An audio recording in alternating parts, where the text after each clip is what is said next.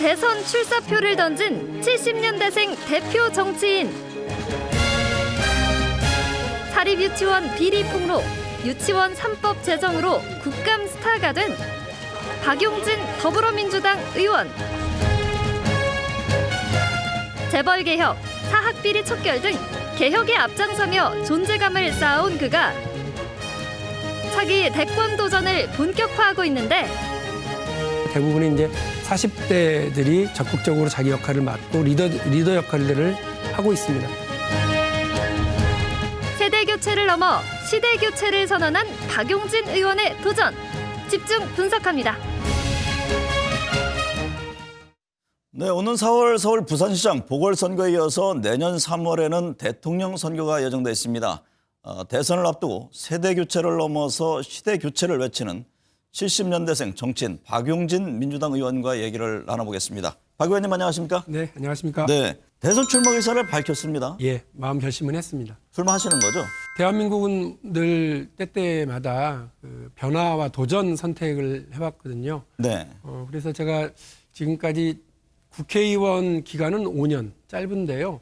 선거에 출마를 하고 정치를 본격적으로 시작한 건 20년이 좀 넘었습니다. 그랬죠. 예, 그런 과정에서 제가 얻었던 거. 네. 박용진의 이념과 사상이 뭐냐? 먹고 사니즘이다. 네. 먹고 사는 민생 문제 잘 해결해야죠. 네. 그리고 박용진의 이 시대 가치는 뭐냐? 불공정, 필망국. 네. 공정하지 못한 나라는 망할 수밖에 없으니까요. 네. 저희 젊은 세대들이 충분히 공감하고 또 함께할 수 있는 그런 공정한 나라를 세우는데 적극적으로 앞장설 각오가 서 있습니다. 정책 방향 같은 걸 슬슬 얘기하는 거 보니까 준비를 오래 한 것 같습니다.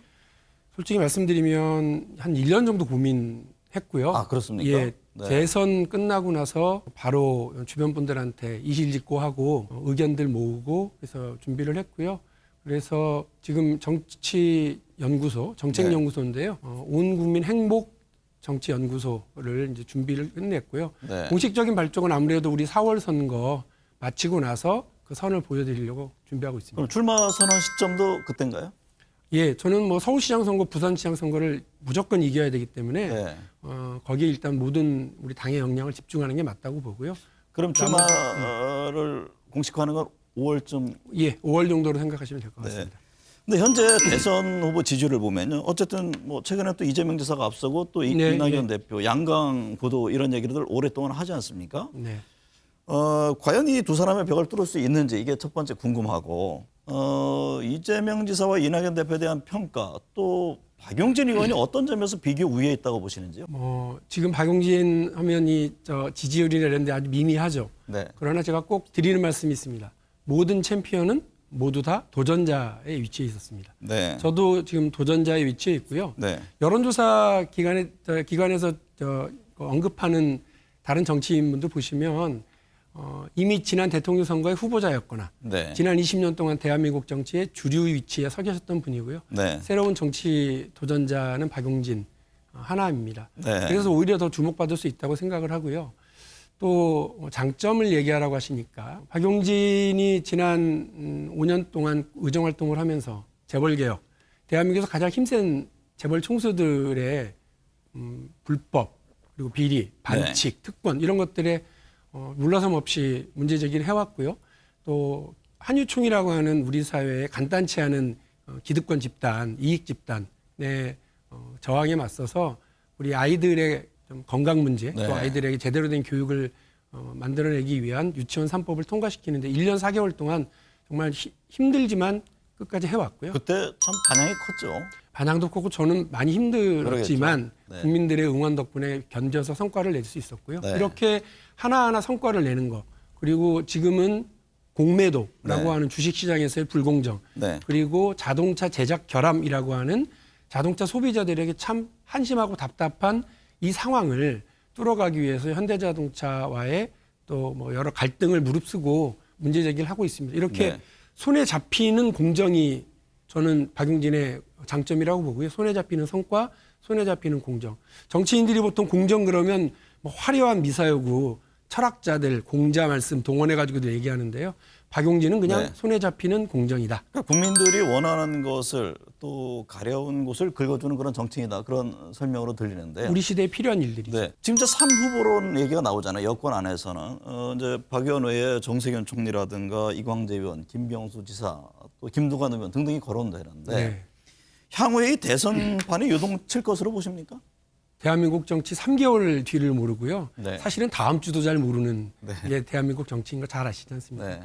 국장님이 오래도록 우리 정치권을 뭐 취재하시고 들여다보고 사람들을 만나오셨지만 저는 대한민국 정치처럼 역동적인 데가 없다고 봅니다. 네, 네. 다만 지금 너무 대한민국 정치가 뒤처져 가고 있습니다. 네. 조금이라도 한 발 반보 이렇게 앞서 나가면서 시대를 끌고 나가야 되는데 그렇게 하고 있지 못해서요. 네. 지금은 각자의 레이스를 각자 뛰는 기록 경기인데 조금 지나고 이제 봄이 오면 아마 뭐 격렬한 경쟁 관계가 이제 성립이 될 거고요. 네. 누가 이 시대에 반보를 앞서 나가는 진보적이고 과감한 용기를 내는 정치인이고 그런 준비를 했는지가 네. 저는 결정을 낼 거라고 봅니다.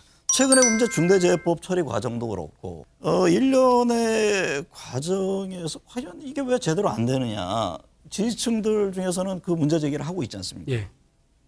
덧붙여서 과연 민주당이 진보 정당이 맞느냐 이런 얘기까지 던진단 말이죠.